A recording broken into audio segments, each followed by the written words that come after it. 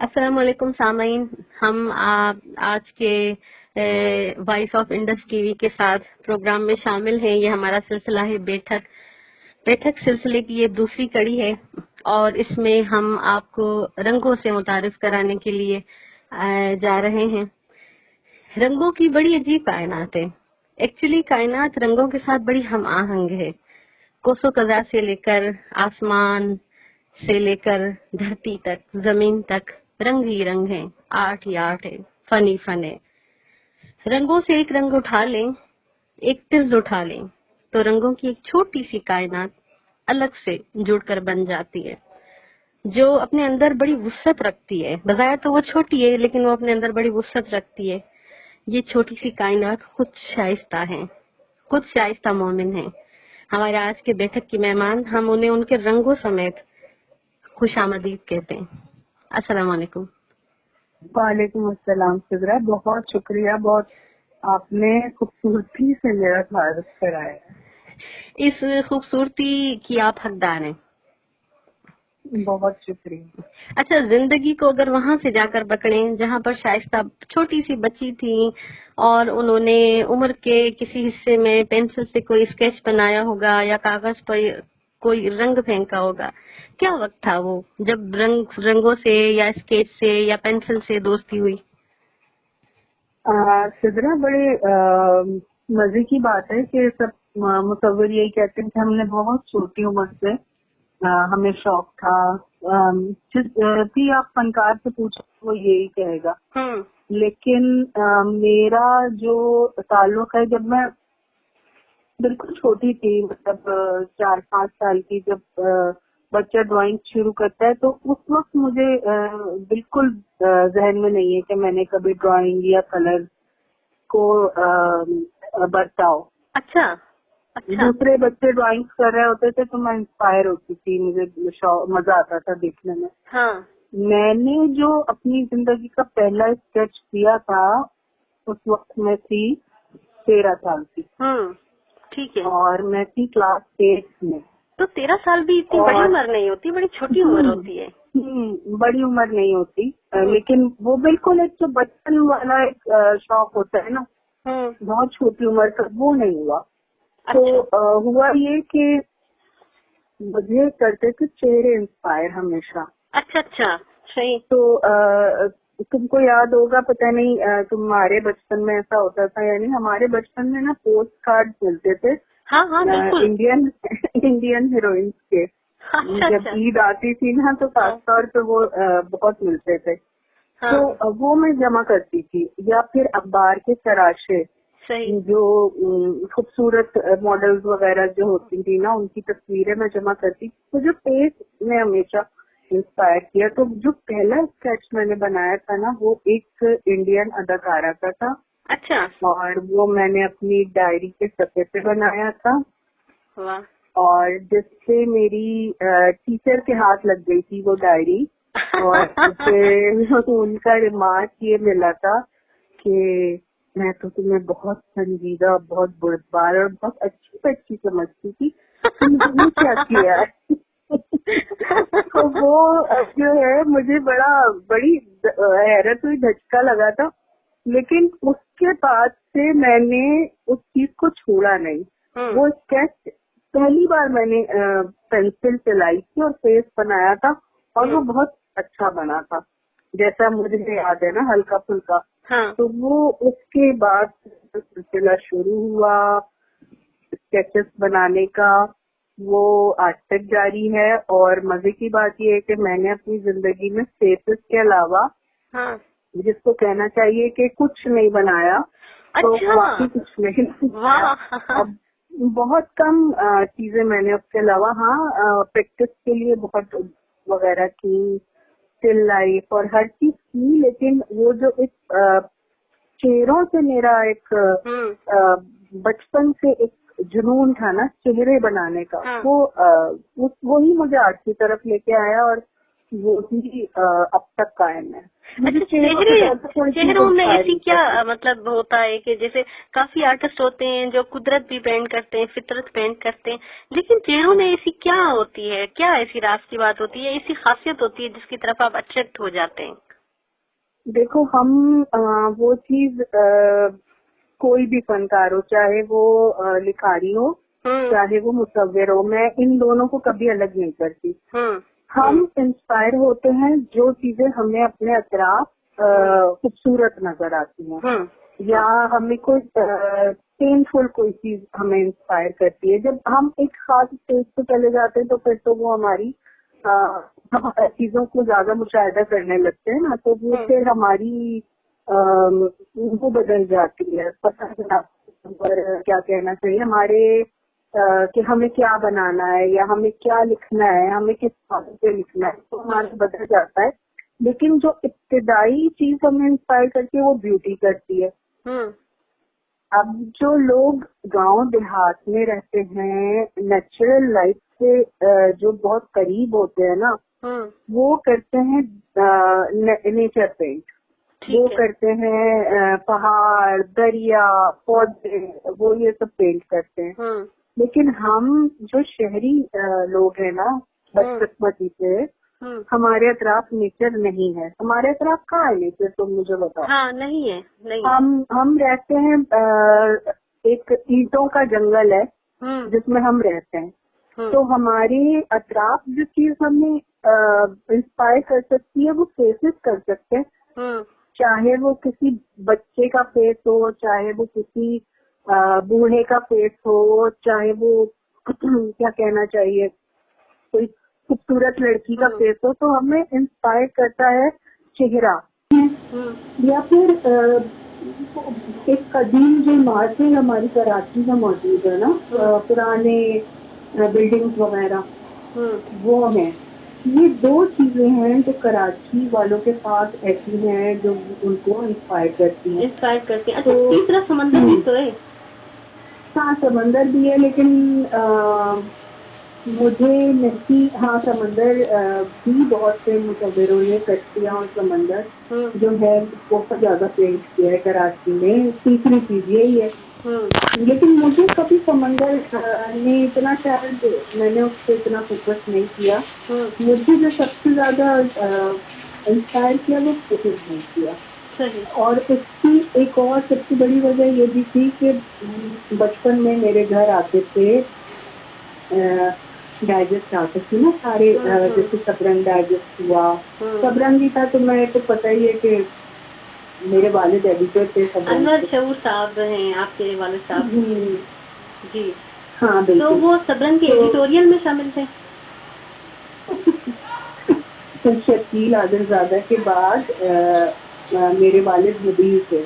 अच्छा। तो वो तो सबरंग इन ही लोगों ने मिलके निकाला था। ये 3-4 लोगों की टीम थी बुनियादी तौर पे, इन्होंने मिलके ही सबरंग निकाला था। सही। तो खैर वो बचपन में सबरंग डाइजेस्ट आता था, सीट पे उनका जमील नक्श की पेंटिंग छपती थी। मुझे क्योंकि जमील नक्श के बारे में तो जाहिर है नहीं पता था, लेकिन मैं वो टाइटल बहुत शौक से देखती थी। सबरंग में इनाम राजा के और फिर उससे पहले वाल्मीकि के स्टैचूज होते थे। तो मैं घंटों ना, ये बात मैं कर रही हूँ उस वक्त की जब मैं बहुत छोटी थी, जब मैं 6-7 साल की हुई। अच्छा। तो वो मैं अब बहुत देर देखती रहा करती थी। वो उन लकीरों को जो उन्होंने पहले लिंक से पेजेस निकाले होते थे ना, मैं देखती रहती थी। और उस वक्त मुझे इस तरह का कोई ख्याल या इदराक नहीं था कि मैं भी ये चेहरे बनाऊं। सही। तो ऐसा शुरू हो चुका था। और फिर जब मैंने 14 साल की उम्र में बाकायदा स्केच बनाना शुरू किए, उसके बाद फिर 16-17 साल की उम्र तक मैं इसमें इतनी महारत मेरी हो गई थी कि मैं कोई भी चेहरे की तस्वीर देखकर उसको एज इट इज बना लिया करती थी। और लोग मुझसे बाकायदा अपने स्केचेस बनवाने लगे थे। लेकिन ये सिलसिला अभी जो है वो शौक की हद तक ही जारी था। पढ़ाई चल रही थी जाहिर साथ साथ। लेकिन मैट्रिक जब मैंने किया है ना, उस वक्त तक मैं तय कर चुकी थी कि मुझे मुसव्विरी। अच्छा। वक्त तक मैं ये फाइनल कर चुकी थी। और तब क्या उम्र थी? ये कोई 15-16 साल उम्र होगी, 14-15 साल ही होगी। हाँ बिल्कुल, 16 साल की उम्र में मैंने मैट्रिक किया था, तो बस तुम इससे अंदाजा लगा दो। अच्छा, ये शबरंग की सोबत से कहानी लिखने का ख्याल क्यों नहीं आया? रंग की तरफ ही क्यों आप मुतवज्जा हुई? बड़ा एक मजे की बात है, अजीब सी बात है कि मैं कहानियां भी बहुत छोटी उम्र से मैंने लिखना शुरू कर दी थी। अच्छा, लेकिन तो वो लेकिन ना कहाँ गई मुझे कहानीकार शाइस्ता, कहाँ गई? वो नाकाबिले अशात थी। अल्लाह अकबर। तो वो बचपन में शौक होता है बच्चों को, हर एक को होता है। हाँ, तो मैंने तो बहुत छोटी उम्र से पढ़ना तो शुरू कर शबरंग ने दिया तो था नहीं ना। दे दी थी, फिर तो जाहिर सी बात है नाकाबिले शात ही होंगी। अनवर नहीं, जहूर साहब जो थे, शकीला आदिल साहब जो थे। अरे यार इन लोगों के तो क्या कहना चाहिए, इतना सख्त क्राइटेरिया होता था ना कि बड़े बड़े लोग नाकाबिले अशात हो जाते थे, तो शुक्र हम है क्या हम तो उस समझे। दौर में नहीं थे। बचत हो गई। हाँ हाँ हाँ। तो वो कहानियां पढ़ने का मुझे बहुत बचपन से शौक था। अब्बा ने कोई 4 साल की उम्र में मुझे, जिस उम्र में बच्चे उर्दू कर रहे होते हैं ना, अब्बा ने मुझे उर्दू पढ़ना सिखा दी थी। वाह। वो मुझे लेके बैठते थे जंग अखबार के साथ, हाँ, और वो मुझे हिंदी करवाते थे, मुझसे पढ़वाते वाह। थे। तो मैंने बहुत छोटी उम्र में पढ़ना सीख लिया था, और उसके बाद तो घर की किताबों की और अखबारों की खैर नहीं रही। हाँ। घंटों घंटों पढ़ा करती थी उस वक्त तो। और कोई एक्टिविटीज तो होती नहीं थी ना, टीवी हम्म, भी बहुत बाद में आया है। और ये बड़ी गनीमत रही है आपकी नस्ल पर वैसे। हाँ हाँ बिल्कुल।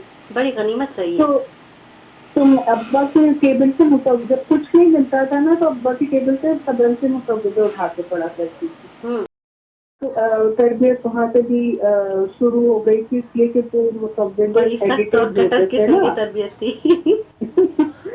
वो मुतवजे एडिट हुए जो होते थे, उसमें जो इजाफी अल्फाज थे वो कटे हुए होते थे, उसको दुरुस्त किया हुआ होता था, जुमलों हाँ, को दुरुस्त किया हुआ होता था। अरे तो वाह, वो एक तो मेरी बड़ी छोटी उम्र से ना मेरी वो तरबियत थी शुरू हो गई थी। वो तो बड़ी लेकिन जबरदस्त ये हो गई।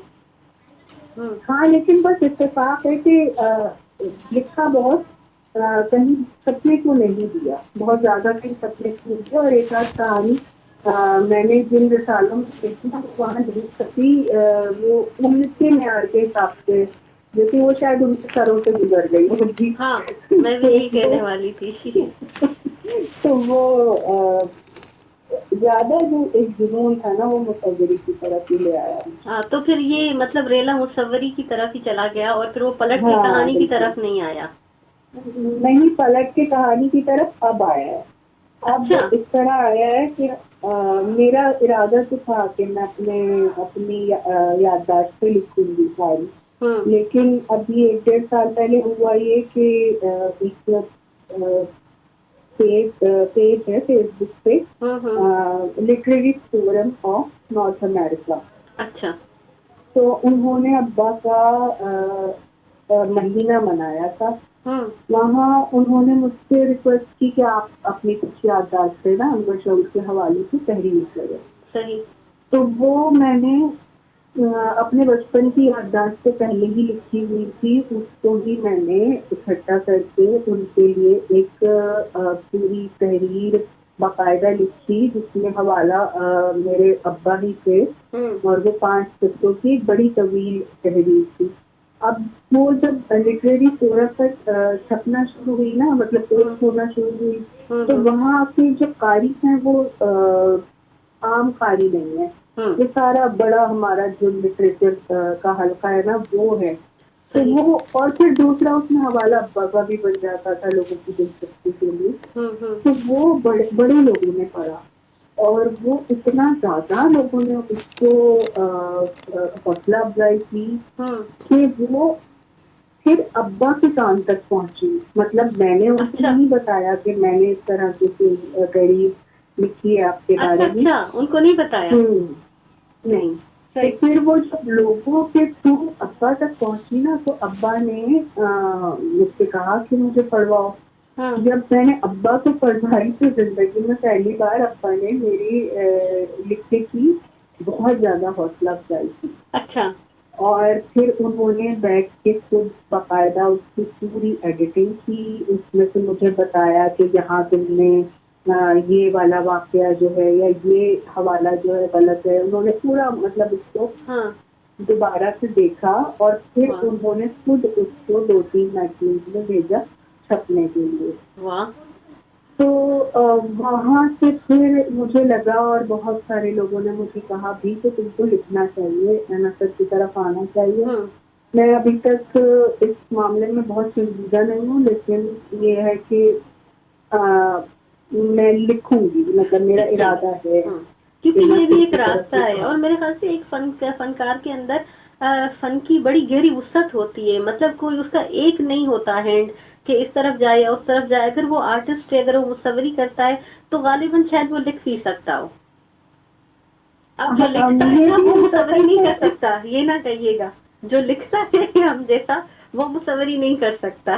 नहीं, ये असल में आपके उसमें आ जाता है ना, फिर तरबियत में आ जाता है सारा कि अब मुसव्वरी की भी तो एक मैंने पूरी तरबियत हासिल कर ली ना इतने साल, तो अब मैं मुसव्वरी कर पा रही। जबकि लिखने की का जो सिलसिला था वो तो मुझे अपने घर से बचपन से एक अदबी फिजा मिली घर से पहले से। तो वो मेरे लिए इतना मुश्किल नहीं था। उसको पॉलिश करने के लिए अब मुझे बहुत वक्त चाहिए और करना पड़ेगा मुझे। अगर इसको संजीदगी से लेना है तो पॉलिश करना पड़ेगा। लेकिन ये है कि वो मेरे लिए इतना मुश्किल नहीं है लिखना। आजकल जो लिखा जा रहा है उसके बारे में क्या कहेंगी? किनको ज्यादा आपने पढ़ा है माजी में या हाल ही में? किनको लेकर पढ़ रही हैं?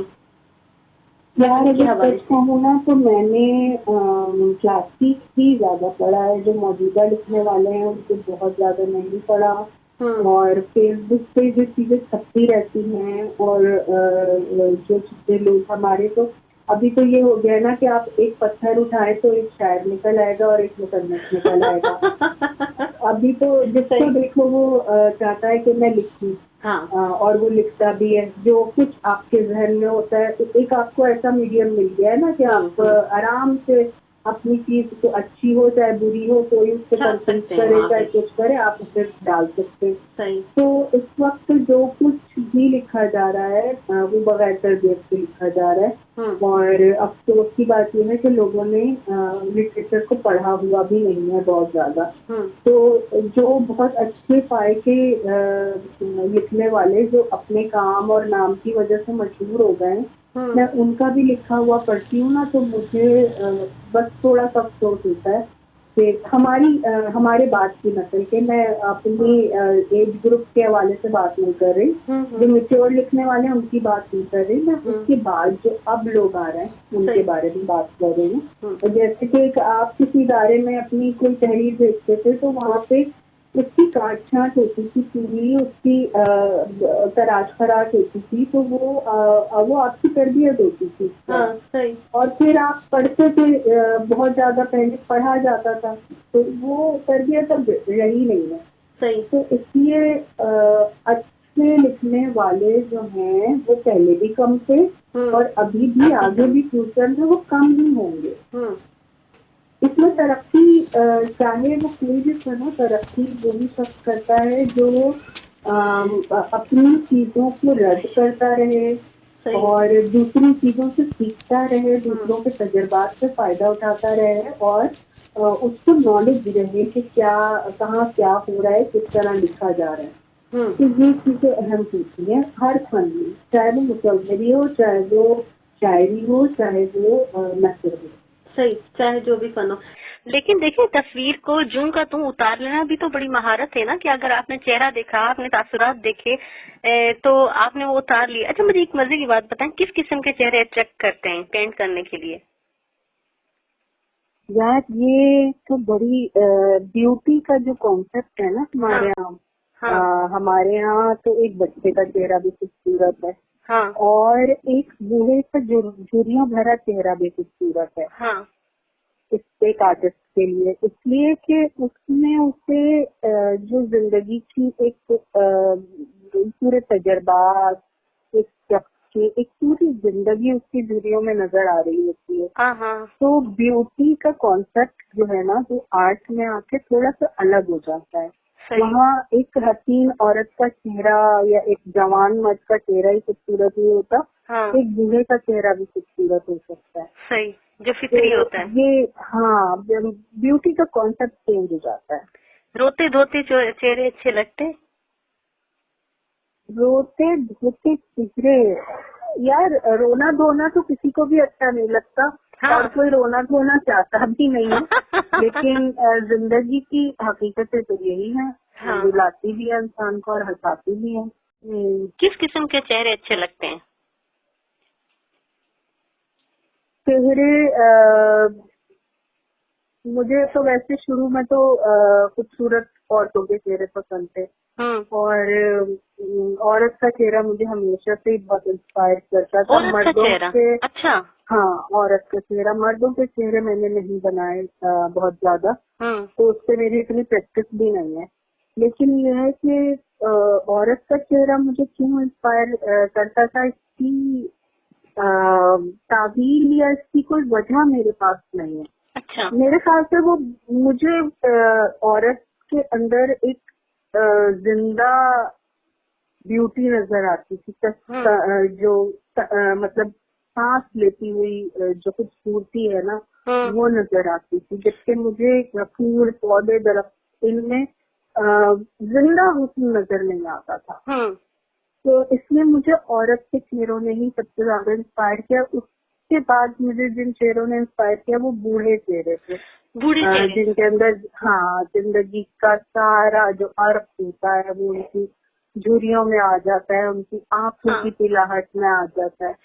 तो मैंने अक्सर देखा है आपकी और मोमिन भाई की पेंटिंग्स में दरमियानी उम्र के चेहरे होते हैं, बड़ी उम्र के चेहरे होते हैं, दरमियानी उम्र के ज्यादा होते हैं और उनके बड़े हार्ड एक्सप्रेशन होते हैं, वही झुर्रियां नजर आ रही हैं, ढलती हुई उम्र है और मतलब ये बड़ा गजब का वैसे एक्सप्रेशन होता है। तो ये चीज मैंने महसूस की है आप दोनों की पेंटिंग में। अच्छा, जो तस्वीरें हम रिसालों के लिए बनाते थे ना, बहुत अच्छे हमने ख़वातीन डाइजेस्ट में ही 10 साल किया है काम। तो जो तस्वीरें हम उनके लिए बनाते हैं वो तो तुमको पता है, वो तो एक कमर्शियल और वो एक जॉब है। तो उसमें तो हमें कहानियों के हिसाब से, चूंकि किसी ना किसी मरकजी किरदार को लड़की की कहानी होती थी ख़वातीन डाइजेस्ट में, तो वो उस हिसाब से हम लड़कियों के ही स्केचेस बनाते थे। तो उसमें हमारी अपनी पसंद ना पसंद नहीं होती, उसमें हम रेफरेंस देखते हैं कि वो बन के कैसा लगेगा। अच्छा, हर नई अदाकारा और मॉडल का भी होता था स्केच होता था।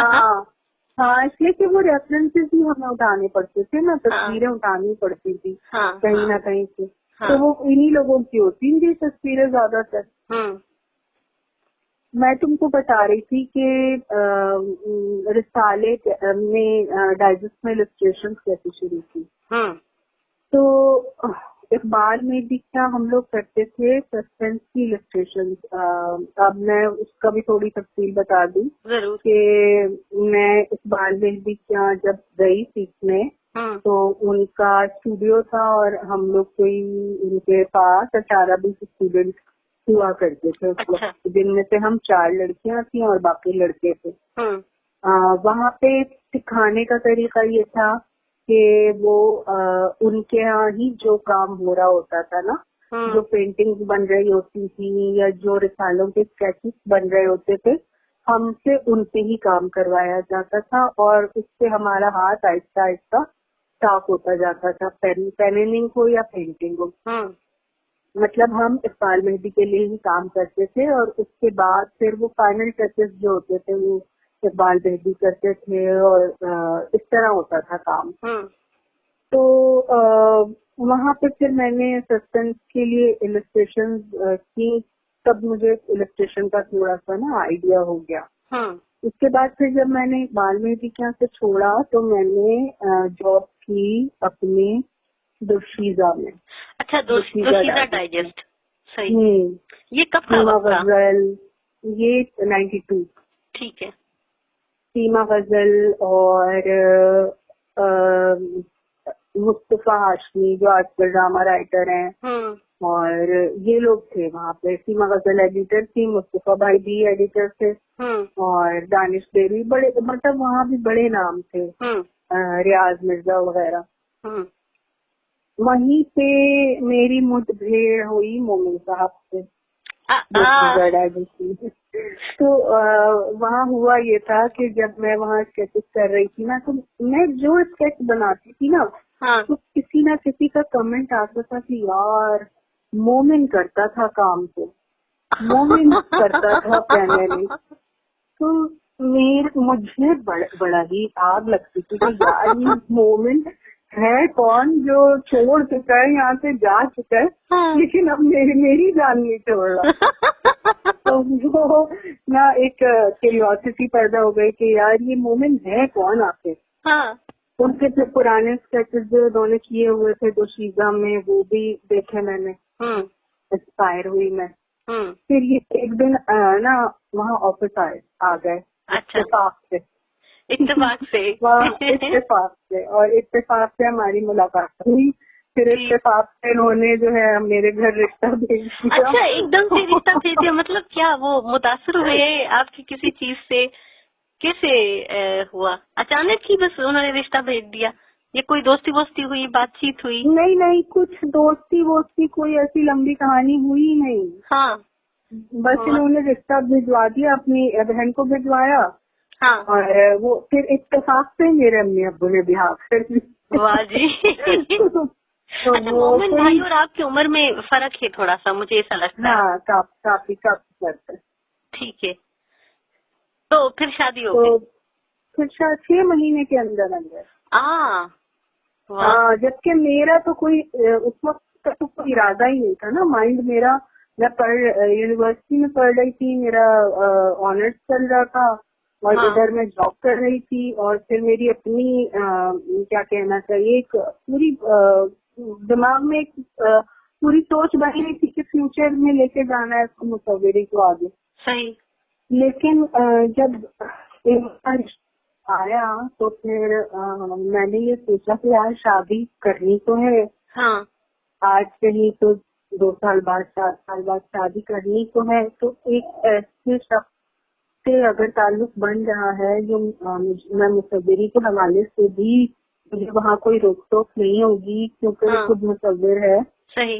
तो इससे बेहतर ऑप्शन शायद मुझे मिले ना। सही। तो हमारी फैमिली में ये नहीं देखा गया कि इनके पास कितने पैसे हैं, ये कितना कमाते हैं, घर है या नहीं है। मेरी सोच सिर्फ यही थी कि मुझे कोई मुसव्विरी से नहीं रोकेगा। सही। मुझसे कोई खानदानी प्रसिद्ध का कोई प्रेशर नहीं होगा। तो वो फिर मैंने इस चांस को अवेल किया, फिर मैंने हाँ कर दी। तो कैसा पाया उनको? वैसा ही पाया जैसा सोचा था? यार जिंदगी वैसी नहीं होती जैसी हम सोचते हैं कभी भी। इंसान तो शायद नहीं बदले, लेकिन हालात के बारे में आप कुछ कह नहीं सकते। तो मुझे बहुत सख्त हालात मिले शादी के बाद, इसलिए कि इनकी फैमिली पढ़ी लिखी थी बहुत, और बहुत ज्यादा क्या कहना चाहिए, एक नहीं 3 आर्टिस्ट थे इनकी फैमिली में। 3 भाई मुसव्विर थे। लेकिन मेरी जो सास थी वो बहुत टिपिकल किस्म की खातून थी।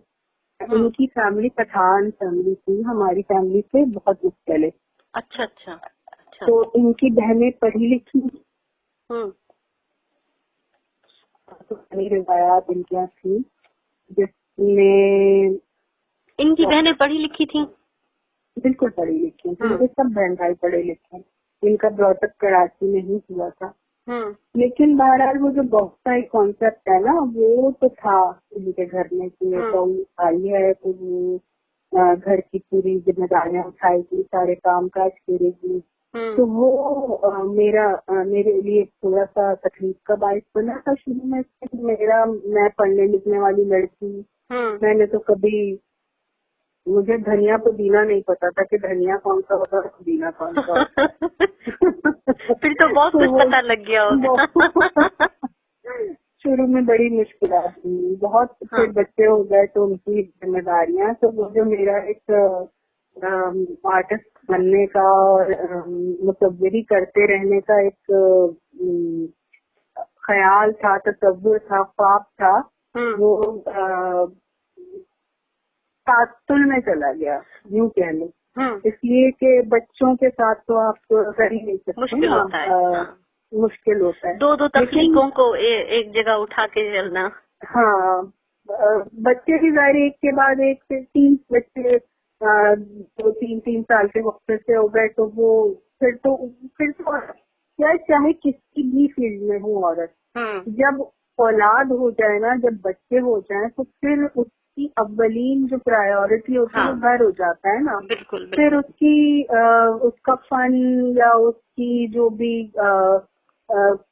जॉब या वो सब पीछे चली जाती है। सही। हाँ। तो ये तो हर घर का और हर औरत का अलमिया है ना, कि हमने एक मर्द को अपनी फ्यूचर बनाने के लिए या खुद को साबित करने के लिए जितना वक्त मिलता है ना, औरत को नहीं मिलता। हाँ, ये तो बहुत साल उसके घर में और बच्चों में सर्फ हो जाते हैं, वेस्ट होना मैं नहीं कहूँगी, सर्फ हो जाते हैं। मैं तो कहती हूँ कि मर्द सूफी भी ज्यादातर इसलिए होता है कि उसके पास वक्त होता है इबादत का, जंगलों में निकलने का, और औरत पर बड़ी घरेलू जिम्मेदारी प्रोवाइड करती है ना, ये जो लग्जरी है उसको औरत ही तो प्रोवाइड करती है। तो वो औरत नहीं कर सकती फिर। तो बहुत सारे साल, और वो जिस अजियत और कर्ब में मेरा वक्त गुजरा है ना, वो एक्सप्लेन से बाहर है। कि मैं तो कभी भी अपने इस जुनून को छोड़ने का सोच भी नहीं सकती थी ना। लेकिन उसमें बस सहारा ये हुआ कि मैं इलस्ट्रेशन करती रही ऑन एंड ऑफ। मैं नहीं, वो एक तरह से वो घर भी उससे सपोर्ट हो रहा था। तो डाइजेस्ट अच्छे देता था? नहीं, डाइजेस्ट से आप घर नहीं चला सकते। डाइजेस्ट से सिर्फ इतनी अर्निंग हो सकती है कि आप थोड़ा सा जैसे ऊपर की कमाई कह सकते हैं ना, जबकि मेहनत इसमें बेइंतहा होती है। हाँ, मेहनत बहुत होती है, बेइंतहा होती है। तो वो उससे आप लग्जरी लाइफ नहीं गुजार सकते, लाइफ ही नहीं गुजार सकते। बल्कि मैं तो ये कहूँगी सिर्फ काम चला सकते हैं, काम चल सकता है बस। लेकिन नाम दिया डाइजेस्ट ने, क्योंकि डाइजेस्ट जहाँ जहाँ पढ़ा गया, कहानी जो जो पढ़ी गई, उसमें जो नक्श था, जो तस्वीर थी, जो स्केच था, उसने शाइस्ता को नाम तो दिया। ये तो मानने वाली बात है कि नहीं? ये कह सकती हो कि मुझे डाइजेस्ट ने घर घर पहुँचा दिया। हाँ, सही। लेकिन एक जो नाम वाली बात होती है ना, अब जैसे इनाम राजा है, उसको सबरंग ने घर घर पहुँचा दिया। सही। लेकिन उसका जो आपने मुकाम है ना, वो उसको उसकी मुसव्विरी ने दिया। सही। उसको आर्ट में रोशनास उसकी मुसव्विरी ने कराया। पेन एंड इंक जो है वो आपको किसी लेवल पे नहीं पहुंचा सकता। ये है। हाँ, शोहरत आपको दे सकता है। पाकिस्तान में मुसव्विरी की है शागिर्दी या ट्रेनिंग है, वो कैसी है? तब कैसी होती थी, अब क्या हाल है? जब हम इस फील्ड में आए थे, बिल्कुल जब इब्तिदा हुई थी और शौक था मुसव्विरी का, बिल्कुल शुरुआत जो थी उसमें, उस वक्त कराची में 2 इदारे थे। अच्छा। एक तो ये कराची स्कूल ऑफ आर्ट था और दूसरा था ये अपना आर्ट काउंसिल, और एक था कराची स्कूल ऑफ आर्ट। ठीक है। यूनिवर्सिटी में मुसव्विरी एज सब्जेक्ट पढ़ाई जाती थी। सही, पढ़ाई जाती थी। कराची नहीं पढ़ाई जाती कराची यूनिवर्सिटी में नहीं। और तुम्हें पता है कि उस जमाने में कोई ऐसे हमारे यहाँ तालीमी इदारे और यूनिवर्सिटीज हुआ भी नहीं करती थी। ये कराची यूनिवर्सिटी थी जहाँ मुसव्विरी का शोबा ही नहीं था। ओहो। तो आर्ट काउंसिल जो था वो किसी जमाने में बहुत का बड़ा इदारा और मशहूर इदारा हुआ करता था मुसव्विरी के हवाले से, लेकिन हमारे टाइम तक वो अपनी वैल्यू खो चुका था। वो सही। तकरीबन खत्म ही हो चुका था। ये कब का वक्त था? और 90s का वक्त था? 90s का। सही। मेरा जो इंटर था 91 का इंटर था। ठीक है। तो तुम बस उसी के अराउंड का समझ लो, सही वही सही। टाइम था। हम्म। तो फिर हुआ ये कि कराची स्कूल ऑफ आर्ट की तरफ हमने रुक, तो हम्म। वहाँ किसी ना किसी तरह करके एडमिशन भी ले लिया, जबकि उस वक्त 2-2.5 हजार रुपए एडमिशन फीस भी अफोर्ड करना मिडिल क्लास बहुत घर के मुश्किल लिए था। एक मुश्किल ही मुश्किल था, काम मुश्किल था। था। हाँ। तो खैर वो एडमिशन ले लिया, लेकिन मेरी यूनिवर्सिटी भी साथ साथ चल रही थी, और वहाँ पे होता ये था कि फर्स्ट ईयर वहाँ पे भी सुबह की ही क्लासेस होती थी, और आपको क्लासेस लेना बहुत जरूरी होता था। और ये नंबर, शादी से पहले की हैं? ये शादी ये से पहले? शादी से पहले की बात।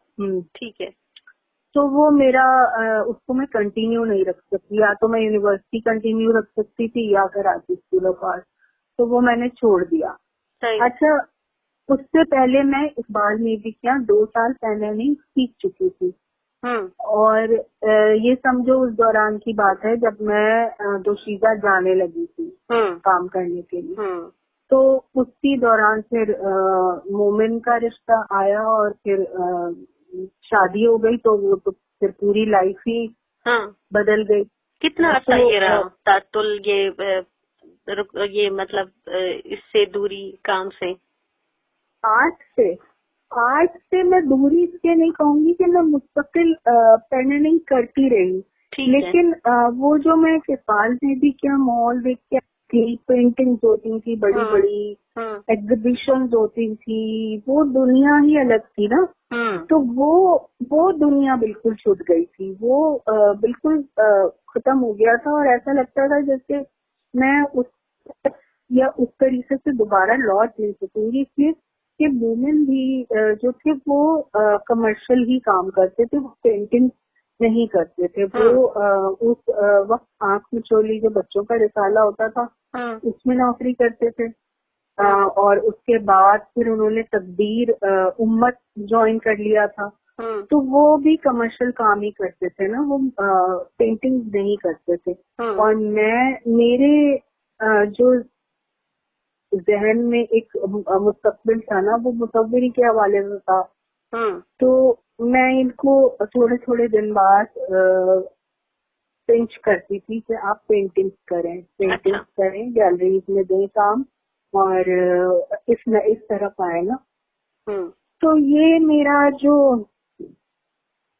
इनको बार बार पिंच करना था, वो फिर 2007 में जाके कहीं इन्होंने मेरी इस बात को माना है, और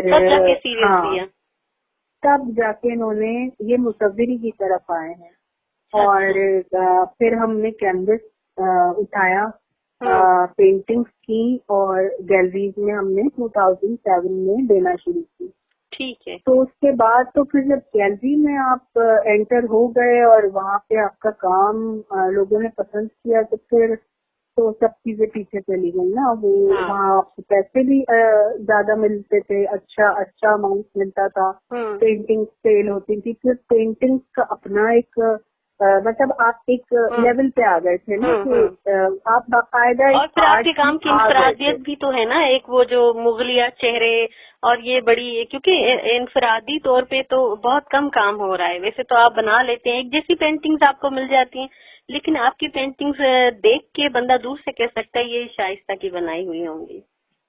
हाँ, एक्चुअली होता ये है कि जब आप आर्ट मार्केट में कदम रखते हो तो आपको अपना स्लूब बनाना पड़ता है, जो आपकी पहचान बनता है। कि आपका सिग्नेचर पेंटिंग पे हो या ना हो, लोग पेंटिंग देख के उसको पहचान लेंगे ये किस आर्टिस्ट का काम है, और ये करना पड़ता है। ये एक तरीके से जरूरत भी है। स्लूब तो एक तो वैसे नेचुरली भी, चाहे कोई शायर हो चाहे नसर निगार हो, एक नेचुरल स्लूब तो बन जाता है ना उसका।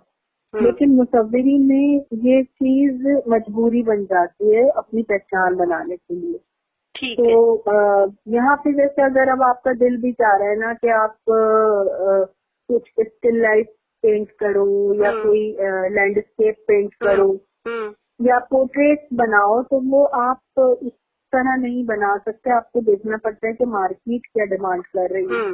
तो फिर वो आप अपना असलूब इन सब चीजों को सामने रखते हुए आप बनाते हो। हाँ। और फिर उसके बाद आपकी किस्मत है कि वो चीज लोगों को पसंद आए, वो उसे खरीदें और या ना खरीदें। तो इसमें बहुत सारे फैक्टर्स आ जाते हैं। होती है अच्छी खरीदो फरोख्त पेंटिंग्स की? हाँ बिल्कुल होती है, लेकिन हर आर्टिस्ट की पेंटिंग नहीं दिखती, इसलिए कि जैसा मैंने तुम्हें कहा ना कि हमारे यहाँ भी खरीदने वालों का भी एक मिजाज बना हुआ है, उनको उसी तरह की चीजें चाहिए। तो वो फिर वही मुसव्विर कामयाब होता है जो उस मिजाज को समझते हुए, गैलरी की डिमांड को समझते हुए वो काम करता है ना। उसमें होता ये कि आपके अंदर का जो एक नेचुरल आर्ट है ना वो किल हो जाता है। आप बहुत सारी चीजों को सामने रखते हुए आपने एक रास्ता अपने लिए अख्तियार किया होता है, इसमें फिर आप नेचुरल नहीं रह पाते। बहुत सी जगहों पे बहुत सी चीजें आपको बार बार बनानी पड़ती हैं, एक ही स्टाइल को, एक ही असलूब को मुस्तकिल फॉलो करना पड़ता है, तो वो कमर्शियलिज्म आ जाता है उससे। सही। एक सादा स्केच में वो पीछे चला जाता है। हाँ, पीछे चला जाता है। एक सादा स्केच में और रंगीन स्केच में क्या फर्क होता है? उसमें कुछ खास दिलचस्पी का मरकज होता है? आपको किसमें मजा आता है? यार देखो, ये ना कलर्स का एक पूरा सब्जेक्ट है जिससे लोगों ने, मुसव्विरों ने भी और साइंटिस्ट ने भी बहुत स्टडी किया है। लेकिन मेरा जो बुनियादी दिलचस्पी की चीज है ना, मैं रंग मेरी बुनियादी दिलचस्पी नहीं है। मेरी बुनियादी दिलचस्पी रोशनी है। जो लाइट है ना, बुनियादी तौर पर तो आप रोशनी के जरिए ही हर चीज देखते हो। अब रोशनी जिन चीजों पर जिस तरह पड़ रही होती है वो उसकी फॉर्म बना रहे होते हैं, वो उसकी कोई ना कोई शक्ल बना रहे होती है रोशनी। तो बगैर रोशनी के तो समझो अंधेरा है ना, कुछ भी नहीं है, रंग भी नहीं है। रंग भी हमें रोशनी ही दिखाती है, रोशनी दिखाती है। जिसे रंग और रोशनी का हमेशा इकट्ठा उन्वान आता है कि रंग और रोशनी। मैं सोची थी कि उनको हम अलग कर सकते हैं, लेकिन ये मुझे अब ये बात समझ में आई कि रंग भी नजर आ ही नहीं सकते जब तक रोशनी ना हो। तो बल्कि कलर्स की जो डेंसिटी होती है ना, कि कौन सा कलर कितना गहरा है और कितना हल्का है, वो भी हमें लाइट ही दिखा रही होती है। तो मेरा जो बुनियादी फोकस होता है वो है रोशनी पे। मैं चीजों को लाइट और डार्क के जरिए अपनी पेंटिंग को उभारती हूँ। तो अब मेरी पेंटिंग देखो ना, जब तो उस पर गौर करना कि उससे एक तरफ से एक रुख से रोशनी पड़ रही होगी, जिससे वो एक स्कल्पचर का इफेक्ट आ जाता है कि वो हल्का भारी, और जिस तरफ रोशनी नहीं होती वहां से वो गहरा हो जाता है। तो मेरे यहाँ रंग जो इस्तेमाल होते हैं ना, वो सिर्फ एक आंखों को भाने के लिए रंगों का इजाफा होता है, वरना एक मोनोटनी है मेरे पेंटिंग में कि मैं किसी एक या दो रंगों को लेकर ही पूरी पेंटिंग बनाती हूँ, और उनको मैं प्ले करती हूँ रोशनी के इफेक्ट के जरिए, लाइट के जरिए। ये कोई खास इफेक्ट होता है? ये खास अब देखो, ये तुम टेक्निकल चीजों में चली जाओगी ना तो तुम्हारे सुनने वाले भी बोर हो जाएंगे। रोशनी रंगों को हल्का भारी करती है ना। अच्छा, ठीक। रोशनी जहाँ नहीं होगी वहाँ पे रंग गहरा हो जाएगा। गहरे रंग से मुराद ये कि वो एक लेवल पे जाके तो बिल्कुल ब्लैक हो जाता है ना, जहाँ रंग नहीं है। और एक लेवल पे आके जहाँ रोशनी बिल्कुल डायरेक्ट पड़ रही हो, वो जगह बेरंग हो जाती है। सही। जैसे स्केचेस में तुमने देखा है कि हम जहाँ बालों पे लाइट पड़ रही होती है वहाँ पे हम सफेद हिस्सा छोड़ देते हैं। बिल्कुल। तो जहाँ रोशनी बिल्कुल बराह रास्त पड़ रही होती है ना, वो हिस्सा बेरंग हो जाता है, सफेद हो जाता है। और जहाँ रोशनी नहीं पड़ रही होती वो हिस्सा गहरा हो जाता है, और वो गहराई जो है काले तक चली जाती है, ब्लैक तक चली जाती है। तो ये जो एक पूरा खेल है ना, ये मेरी पेंटिंग में है। ठीक, जबरदस्त। अच्छा, पाकिस्तान कहाँ पर खड़ा है इंटरनेशनल मुसव्विरी के हिसाब से? पाकिस्तान जो है वो इंटरनेशनल, हमारे यहाँ जितनी बहुत ज्यादा मुसव्विरी अभी हो रही है ना, हम इंटरनेशनल मेयार की मुसव्विरी तो नहीं कर रहे, लेकिन हमारे यहाँ कुछ इदारे ऐसे हैं, जैसे लाहौर का NCA है, वो इस वक्त उनका जो तालीम का लेवल है वो कुछ हद तक मैच करता है इंटरनेशनल मुसव्विरी के लेवल से, यानी कंटेम्प्रेरी आर्ट जो इस वक्त हो रहा है दुनिया में। तो हमारे कुछ मुसव्विर ऐसे हैं जो बाहर के म्यूजियम में भी जिनकी नुमाइशें होती हैं और जिनका काम माना जाता है। लेकिन एक वक्त ऐसा था, जैसे मैं साकैन का जिक्र करना चाहूंगी।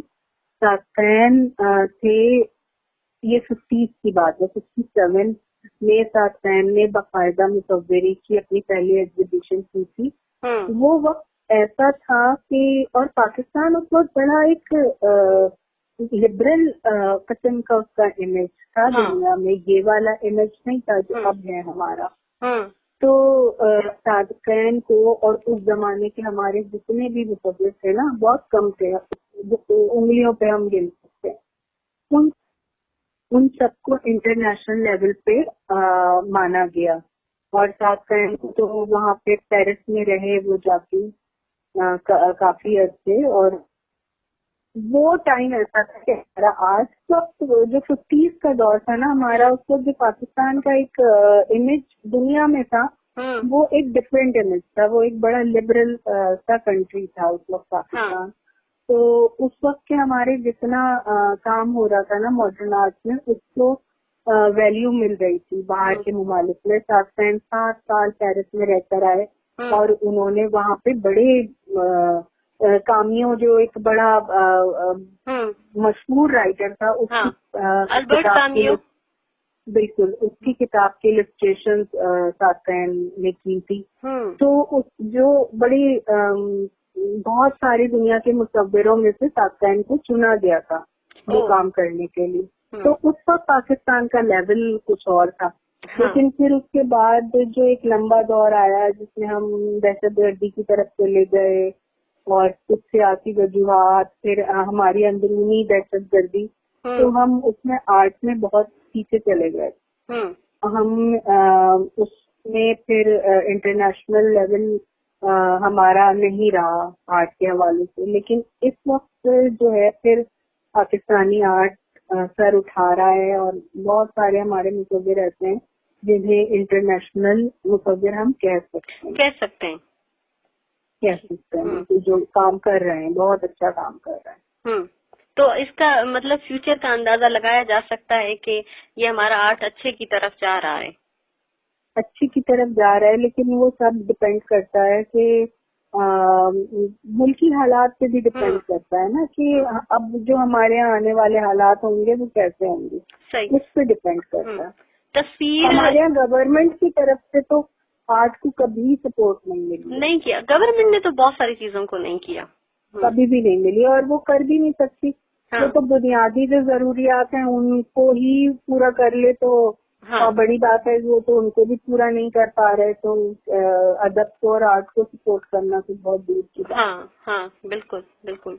अच्छा, ये तस्वीरें अधूरी रह जाती थी, कैसा लगता था अगर कोई स्केच शुरू किया और वो मुकम्मल ना हो सका, ऐसा होता था? नहीं, मेरे साथ नहीं हुआ ऐसा। लोगों के साथ होता है कि वो कोई काम करते हैं और वो उसको पूरा नहीं कर पाते, लेकिन मेरे साथ ऐसा बहुत कम हुआ है। कुछ ये मैं कह सकती हूँ, कुछ ख्यालात जो मैं पेंट करना चाहती हूँ या कोई ऐसी चीजें कुछ ऐसी हैं जो मैं पेंट करना चाहती हूँ जो मैंने अब तक की नहीं है और कर नहीं सकी, लेकिन तस्वीरें मैं अमूमन मुकम्मल कर लेती हूँ। मौसीकी के साथ कैसा ताल्लुक है? सर मौसीकी के साथ मैंने बचपन में ना सारे काम किए हैं। मैंने लिखा भी है, मैंने नाते भी पढ़ी है, गाने भी गाती थी और बड़ा बहुत गहरा ताल्लुक था। बचपन में तो सारे बच्चों के प्रोग्राम बैठ के सुनती थी, पूरी और सरकार सारे थी। गाने ना पूरी, हाँ, डायरी बनी हुई थी मेरी, हाँ जिसमें पूरे पूरे गाने लिखे होते थे, याद होते थे, वो अकबर हुआ करते थे। हाँ। लेकिन वो अब फिर आवाज ने साथ नहीं दिया बहुत ज्यादा, तो वो सिलसिला रुक गया। दिल तो बड़ा चाहता है हाँ, यार, तरबियत क्यों लेकिन नहीं अक्सर ली? बाथरूम सिंगर है अब। अच्छा, ये बंदा बाथरूम सिंगर ही क्यों होता है? क्या बाथरूम में प्राइवेसी होती है? ये वजह है या यार आपने? दूसरे लोग आवाज बर्दाश्त नहीं कर सकते ना, हाँ। कभी कभी अब। तो हाँ, तो मतलब बाथरूम सिंगर हम इसलिए होते हैं कि बाहर कोई हमारी आवाज बर्दाश्त ना कर सके तो बाथरूम बेचारा कर लेता है। हाँ बिल्कुल, वहाँ आजादी होती है थोड़ी सी। वहाँ आजादी होती है। अच्छा, कोई ऐसी चीज है जिसने पेंटिंग्स में सपोर्ट किया हो, या जैसे आपका दिल चाह रहा हो कुछ पेंट करने के लिए और आपने कोई गाना सुन लिया, कोई गीत सुन लिया, कोई शेर पढ़ लिया या कोई कहानी पढ़ ली, या किसी भी ऐसी चीज से इंस्पिरेशन आना शुरू हो गई, या दिल किया कि चलो मैं ये जरा करके देख लूं, और फिर अमूमन में मतलब जब मैं नहीं लिख पाती तो मैं मौसीकी सुन लेती हूँ। तो आपके साथ ऐसा होता है अपने फन में? नहीं, मैंने मौसीकी को अपनी ऐसी जरूरत तो नहीं बनाया कि मैं उसके बगैर काम ना कर सकूं या वो मुझे सपोर्ट करे। हाँ। लेकिन मेरे साथ असल में मसला ये है कि मैं दो तरह से इजहार कर सकती हूँ ना, कि मैं मुसव्वरी भी कर सकती हूँ और लिख भी सकती हूँ। तो जो इजहार का जरिया जिसमें मैं अपने दिल की हर बात कह सकूँ ना, हाँ। वो मुझे नस्र में महसूस होता है, वो मुझे अच्छा। मुसव्वरी में महसूस नहीं होता। सही। मुसव्वरी में आप बहुत सी जगहों पर पाबंद हो जाते हैं। हाँ। मुसव्वरी एक ऐसा मीडियम है जिसमें आप बहुत सी जगहों पर पाबंद हो जाते हैं। एक आपको शक्ल बनानी है, आपको कोई तस्वुर क्रिएट करना है कैनवस पे जो आप आगे लोगों तक पहुंचा सको, और उसमें भी आपके पास एक श्योरिटी नहीं होती कि आपकी बात लोगों तक उस तरह पहुंच सकेगी। जबकि लफ्ज जो है ना, काम बहुत ज्यादा अहम तरीके से करता है। और मुझे अब इस मुकाम पे आके ऐसा लगता है जैसे मेरी लफ्ज के साथ ज्यादा पुरानी दोस्ती है। मेरी उस तरह की तरबियत जो एक अल्फाज के साथ होती है वो ज्यादा पुख्ता है। इसलिए कि इसलिए कि अल्फाज का और मेरा साथ जो है वो तो मुसव्वरी से भी पुराना है ना, बहुत पुराना है। तो वो मुझे वहाँ सेटिस्फेक्शन होती है जब मेरा दिल चाहता है, जैसे कोई वाकया हुआ, जैसे अब ये आजकल के हालात हैं या जो कुछ भी है, तो जब लेती हूँ ना वो मुझे बहुत सेटिस्फाई करता है। जबकि मुसव्वरी अब इस स्टेज पे आके मेरे लिए भी एक सवालिया निशान बन चुकी है, क्योंकि ये मुझे पूरी तरह सेटिस्फाई नहीं कर पा रही। और या फिर ऐसा तो नहीं कि आपने बहुत अच्छा काम कर लिया है या वो काम कर लिया है जो एक अरसा भी तो दिया है ना, कि वो काम कर लिया कि जिससे आप मुतमईन हो कि हाँ मैंने ये कर लिया है, ये जो पार्ट मुझे पेश करना था। नहीं यार, मुसव्वरी में भी मैं मुतमईन नहीं कह सकती अपने आप को। हाँ, उसमें मैं अपने अस्लूब का भी जरूर हो गई हूँ कि एक सब्जेक्ट और एक अस्लूब जो मैंने अपनाया, मैं उससे निकलना भी चाहूँ तो मेरे लिए वो थोड़ा सा मुश्किल है। और वो एक अलग फ्रस्ट्रेशन है मेरी कि मैं हर ख्याल जो है वो मुसव्वरी में उसका इजहार नहीं कर सकती, इसलिए कि मैंने अपना एक सब्जेक्ट और अपना एक दूसरा मीडियम इख्तियार कर लिया है। सही सही। लेकिन एक मुसव्विर की कामयाबी यही है कि वो अपने अस्लूब में भी तब्दीली ला सके, अपने ख्याल में भी तब्दीली ला सके, अपने सब्जेक्ट में भी उसके मुतनव्वे सब्जेक्ट हों और मुख्तलिफ चीजों को वो तजर्बात कर सके। तो ये एक कहना चाहिए कि फ्रस्ट्रेशन है ये मेरे अंदर जो है, और मैं कोशिश कर रही हूँ उससे निकलने की। करना चाहती है या जो एक दूसरे फन को भी आजमाना चाहती है।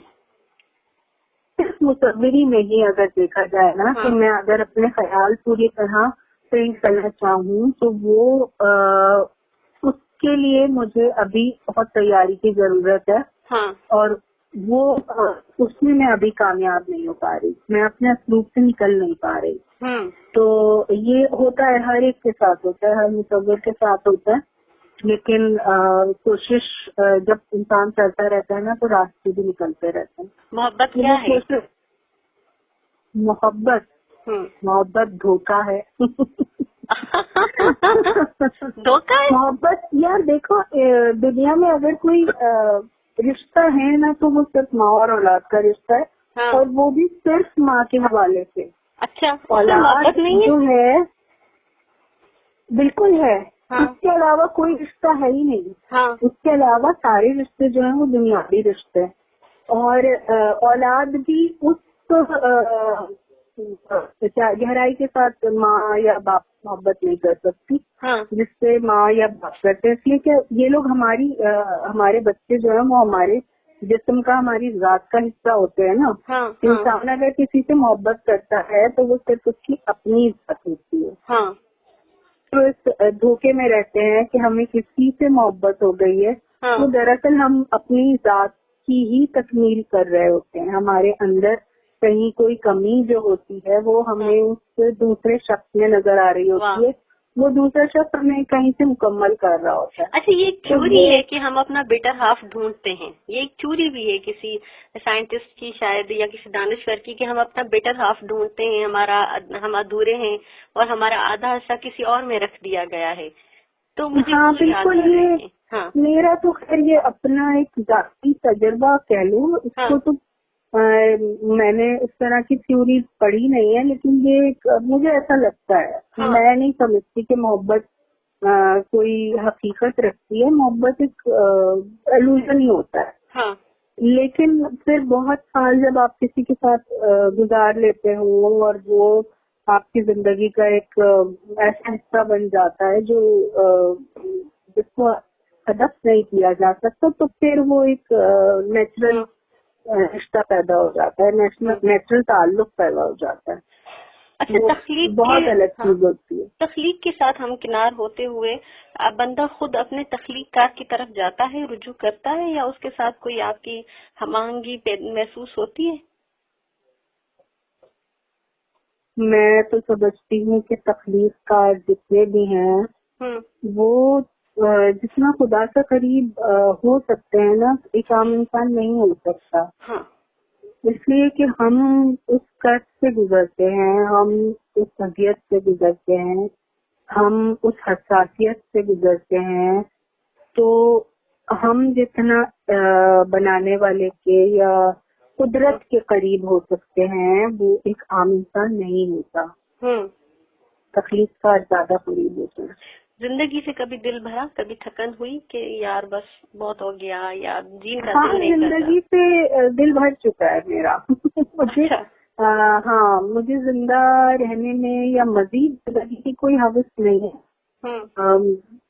अगर जैसे मुझे ऐसा लगता है कि मेरे बच्चे अब बड़े हो गए, वो बुनियादी तौर पे तो मेरा काम वही था ना जिसके लिए मैं इतने साल मतलब जिंदगी झेली। तो अब मुझे कोई ऐसी नस्ल इंसानी को परवरिश चढ़ाना, मतलब यही होता है कि एक बंदा आया और उसने आगे दूसरी नस्ल दी, दूसरी नस्ल ने तीसरी नस्ल दी, तीसरी ने चौथी पैदा की।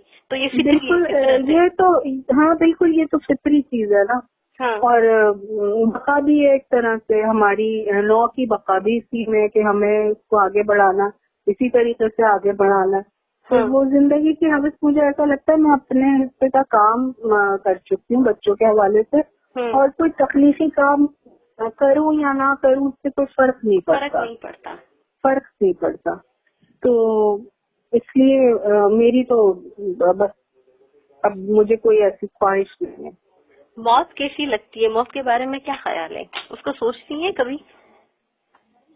मौत को अभी हमारा जो एज ग्रुप है ना, वो ऐसा है कि हम मौत के बारे में नहीं सोचते। इसलिए कि जहाँ तक मेरा ख्याल है, हम जब 60 और 65 क्रॉस करते हैं ना, तो मौत जैसे जैसे हमारी तरफ ज्यादा करीब आने लगती है ना, तब हमारी सोच भी उसकी तरफ ज्यादा जाती है। तो अभी तो मैं चूंकि 50s भी अभी शुरू नहीं हुए हैं, तो मैं बहुत ज्यादा इसके बारे में सोचती नहीं। लेकिन एक बड़ा सुकून का, जब भी सोचूं तो एक बड़ा सुकून का सा एक वो होता है, ख्याल होता है कि यार ये जिंदगी के झंझट खत्म हो जाएंगे, सुकून होगा। तो मुझे तो मौत इंस्पायर करती है।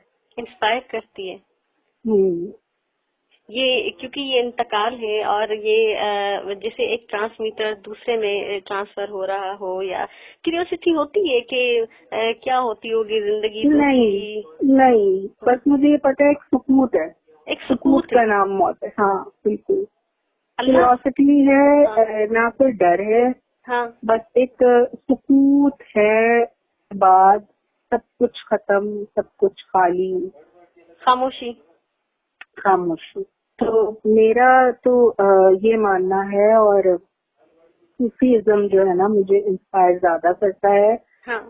अपने जो उसके ख्यालात है ना, खुदा के मुतालिक, दुनिया के मुतालिक, खुद इंसान के मुतालिक, वो मुझे सूफीज़्म के ख्यालात ज्यादा क्या कहना चाहिए, बेहतर लगते हैं। क्योंकि वो एक तो यूनिवर्सल हो जाता है, उसमें आप तो किसी तकसीम में नहीं रहते कि ये मुसलमान है तो ये हिंदू है तो ये क्रिश्चियन है तो ये यहूदी है, कोई तकसीम नहीं रहती। वहाँ पे एक इंसान हो जाता है और एक अल्लाह हो जाता है। मुझे तो अनल हक का नारा लगाने वाले लोग पसंद आते हैं, और हो जाता है वो तस्वीर पसंद आता है मुझे, जिसमें मुझे ऐसा कुछ नहीं है। और बुनियादी तौर पे मैं तो, मेरा अपना मानना यही है और समझना यही है कि बुनियादी तौर पे मुझसे बाहर तो कुछ नहीं है ना। मैं हूँ तो सब कुछ है, मैं नहीं हूँ तो कुछ नहीं, तो कुछ भी नहीं है। मैं हूँ तो सब कुछ है और मैं नहीं हूँ तो कुछ नहीं। अभी जैसी जिंदगी गुजर रही है, जैसा चल रहा है, मुतमईन है, खुश है, ये होता है कि बंदा बार बार माजी में जाए और सोचे कि यार ये नहीं होता, ये हो जाता, ये कर लेते। ये मेरे साथ बहुत होता है कि मैं सोचती हूँ कि अगर ऐसा नहीं होता तो क्या होता।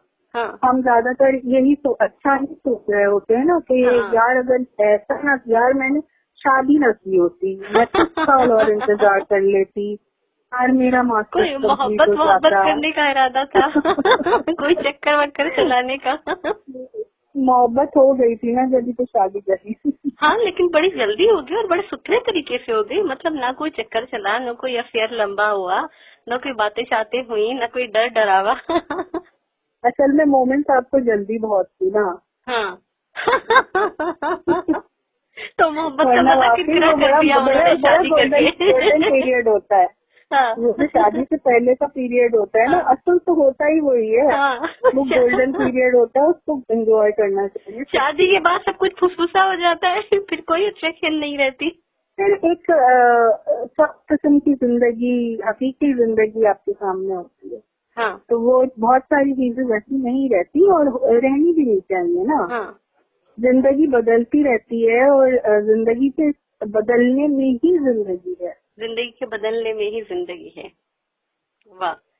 आजकल क्या हो रहा है लिखने की तरफ, जैसा कि आपने बताया कि रुझान है, पढ़ने का भी जो है ना, आपने कहा कि बहुत कम चीजें अच्छी लिखी जा रही हैं। रूटीन कैसी है, आर्ट कौन सा तख्लीक हो रहा है, वही चीजें उठा उठा के दोबारा उनको बनाना, या अभी वक्फा है, क्या सूरत हाल है? पिछले 1 साल से वक्फा था। आर्ट की तरफ मैंने थोड़ा सा अपना वो कर दिया, ध्यान कम मेरा हुआ था। उसकी वजह वो एक फ्रस्ट्रेशन मैंने तुम्हें बताई ना कि एक ही असलूब में रह के मैं वो कुछ नहीं कर पा रही, जो मैं कहना चाहती हूँ वो कुछ नहीं कह पा रही। तो फिर मैंने दूसरी तरफ, मेरे पास ये रास्ता है लिखने लिखाने का। लिखने लिखाने का भी मैं बाकायदा, मैं कोई प्रोफेशनल राइटर नहीं हूँ, ना ही कोई बहुत प्लानिंग करके मैं लिखती हूँ या बैठ के सोचती हूँ कि लेकिन मुझे मेरे ख्याल अपने से फन जिंदगी प्लानिंग करके होता भी नहीं है, वो बस वजूद में आता होता भी है। नहीं है। हाँ, वजूद में आता लेकिन जब आदमी किसी प्रोफेशन में आ जाता है ना तो हाँ। फिर वो उसकी करनी पड़ती है है। हाँ, प्लानिंग। उसके बाद अब आप जैसे मैं पेंटिंग्स कर रही होती हूँ तो मुझे पता होता है कि यार मुझे ये कला गैलरी में देनी है और मुझे इससे इतने पैसे अर्न करने हैं, वो भी एक जरूरी चीज है ना। हाँ। तो वो सिलसिला उस हद तक है और उसमें भी मैं नए तजुर्बात करने की कोशिश कर रही हूँ हाँ। ताकि मैं कुछ नया कर सकूँ। सही। और लिखने लिखाने का ताल्लुक ये है कि मैं आजकल साप्ताहिक का मैंने जिक्र भी किया, साप्ताहिक पे मैं रिसर्च कर रही हूँ और एक मकाला लिखने की कोशिश कर रही हूँ क्योंकि मुझे लगता है कि उनके काम पे अभी बहुत रिसर्च होनी बाकी है। साप्ताहिक पर वो वाहिद मुसव्विर हैं जिन पर बहुत ज्यादा लिखा गया है। अच्छा। लेकिन मुझे ऐसा लगता है कि अभी भी बहुत कुछ बाकी है। एमफिल वगैरह करने का इरादा है उस पर? क्या करने का? एमफिल करने का इरादा है, कोई मास्टर्स वगैरह? नहीं यार, मैं तालीमी हवाले से तो आगे नहीं आऊंगी। मैं बस ये समझो एक मेरा अपने सेटिस्फेक्शन के लिए भी है ये भी। और इससे मैं कुछ काम कर रही हूँ। इसके अलावा मैं एक आर्ट की अंग्रेजी किताब है उसका उर्दू में ट्रांसलेशन कर रही हूँ। और ये मेरा इरादा है कि कुछ चीजें अपने जो आगे आने वाले हमारा मुसव्विर है उसके लिए इसलिए कि हमारे यहाँ एक तबका तो वो आ रहा है ना आर्ट में जो अंग्रेजी जबान से मालूम है। हाँ, इसके लिए अंग्रेजी जबान पढ़ना आसान है। और इस पर दुनिया का जितना लिटरेचर मौजूद है आर्ट में वो अंग्रेजी में है, उर्दू में नहीं है। और हमारे यहाँ उसके तर्जुमे भी नहीं है बहुत ज्यादा, इसलिए होने चाहिए तर्जुमे लिटरेचर के लोग तर्जुमे करते हैं ना, आर्ट के लिटरेचर के तर्जुमे नहीं। ये देखो कितना बड़ा आलमिया है। उसके लिए आर्ट को समझना भी जरूरी होता है। तो उसके लिए मेरे ख्याल से एक आर्टिस्ट को ही आगे आना पड़ेगा। हाँ, आर्टिस्टों को कोशिश करनी पड़ेगी। और हमारे यहाँ अनफॉर्चुनेटली ऐसे लोग हैं नहीं जो ये काम कर रहे हैं। तो ये एक तो हमारा एक व्हाट्सएप ग्रुप था आर्टिस्टों का, जो शायद हुसैन साहब हैं, अमेरिका में होते हैं, सब दोस्त हैं। उन्होंने हम चंद लोगों को इकट्ठा करके और हम इस काम की तरफ स्माइल किया और हम 7-8 लोग हैं कुछ जिन्होंने कुछ तर्जुमे किए हैं और वो काम अभी चल रहा है, प्रोसेस में है। तो वो हमारा मकसद जो है ना उसमें यही है कि हम अपने जो अब आर्ट के आगे आने वाले स्टूडेंट्स हैं जो कि अंग्रेजी जबान इतना मालूम नहीं है, उनको हम इस पर जो इंटरनेशनल आर्ट हो रहा है ना वो उन तक पहुंचा सकें, वो ख्यालात और वो सब कुछ उन तक पहुंचा सकें। तो वो एक हमारा एक क्या कहना चाहिए मकसद है उस काम के पीछे। बड़ा अच्छा मकसद तो ये काम चल रहा है। और इसके अलावा लिखने लिखाने का थोड़ा बहुत लिखाती रहती हूँ मैं फेसबुक पे जो पोस्ट करना हूँ। इसके अलावा अपनी खुद नज़र लिखने का बहुत पक्का इरादा है। ये तो जरूर मैं लिख भी चुकी हूँ, ये तो जरूर ही करें। काफी अच्छी चीजें लिख भी चुकी हूँ। बस ये सब चल रहा है, बड़ा अच्छा चल रहा है। अच्छा, नए बच्चे जो इस तरफ आना चाहते हैं वो क्या करें, कहाँ राब्ता करें? कराची आकर सीखें, क्योंकि कराची के अलावा मेरे तो ख्याल से बहुत से कम ऐसे शहर होंगे जहाँ पर मुसव्वरी के स्कूल होते हों। इस बार जो बहुत अच्छा एक इदारा सिंध में है जामशोरों में। अच्छा। जामशोरो यूनिवर्सिटी में आर्ट का पूरा डिपार्टमेंट है वहाँ सिंध से जो बच्चा अगर पढ़ना चाहे ना तो वो वहाँ जा सकता है। इसके अलावा फिर कराची यूनिवर्सिटी में आर्ट का अब डिपार्टमेंट खुल गया है जो हमारे टाइम पे नहीं था। तो इस वक्त पंजाब में जो है वो पंजाब में भी 2-3 इदारे हैं जो कर रहे हैं काम। तो है इस वक्त मतलब जो मुसव्विर हैं उनके लिए सीखने के लिए मौजूद है। अच्छा, एक बहुत बड़ा सवाल कि मुसव्वरी की से मुजस्मा साजी की तरफ आने का ख्याल क्यों नहीं आया? मुझे बहुत शौक है मुजस्मे बनाने का। मैंने तुमको बताया ना कि मैंने एक तरह से बाकायदा तरबियत किसी इदारे से नहीं ले सकती मैं। हालात इस तरह थे कि मैं किसी इदारे से तरबियत नहीं ले सकती, वरना जो 4 साल का डिप्लोमा रहता है ना, उसमें मुसव्विरी का भी एक सेक्शन होता है। सही। तो वो इस वजह से रह गया, और उसके लिए मुझे कुछ साथ भी नहीं मिला कि मैं यदि सीख सकूं, तो वो सॉरी स्कल्पचर सीख सकूं। तो वो इस वजह से रह गया। लेकिन जो पेंटिंग मैं करती हूँ ना, मैंने तुमसे इसको बताया ना कि लाइट का जो गेम होता है सारा, वो बेसिकली एक स्कल्पचर में ही हमें बहुत स्ट्रॉन्गली नजर आता है, क्योंकि वो 3D होता है ना स्कल्पचर। सही। एक 3D चीज होती है स्कल्पचर, जिसमें हम लाइट जब पड़ती है तो हमें उसकी सारी गहराइयाँ, हम उसको घूम फिर के देख सकते हैं। तो वो ही इफेक्ट मेरी पेंटिंग में मौजूद है, और मैंने वही 3D इफेक्ट देने की कोशिश करती हूँ ये पेंटिंग में। तो वो इंस्पिरेशन है स्कल्पचर की वहाँ पे भी। ठीक। शेरो शायरी से कितना लगाव है? मौसीकी ये तो वैसे एक ही बात शेरो शायरी तो वो तो घर की मुर्गी दाल बराबर वाली बात है कि वो अब्बा शायर थे, कभी शेरो शायरी जो है वो इतनी उससे रग़बत हुई नहीं। बहुत ज्यादा पढ़ा भी नहीं, बल्कि अपने अब्बा को भी मैं कहूँगी कि मैंने पूरा नहीं पढ़ा। लेकिन वो एक ये कुदरती सी चीज है कि मैं जब अशार पढ़ती हूँ तो मुझे उनका जो है अगर कहीं उसमें कोई कच्चापन हो तो मुझे पता चल जाता है कि ये वजन में नहीं है। जबकि औज़ान मुझे नहीं आते, लेकिन वो एक बचपन से तरबियत में शामिल रहा ना, घर के माहौल में शामिल रहा, तो वो थोड़ी सी समझ बूझ है, तो बंदी कर लेती हूँ। लेकिन मैं नेचुरल पोएट नहीं हूँ, पोएट नहीं। अच्छा, कोई अच्छा सा शेर याद हो या किसी अच्छे शायर का जो पसंद हो, आखिर में आप सुनाना चाहें? यार, जब मुझसे कोई ये कहता है ना कि कोई शेर याद हो तो सुनाओ, तो मेरा दिमाग बिल्कुल ब्लैंक हो जाता है। कोई गीत याद हो। अब मैं तो ये कहना चाह रही हूँ कि कोई गीत याद हो।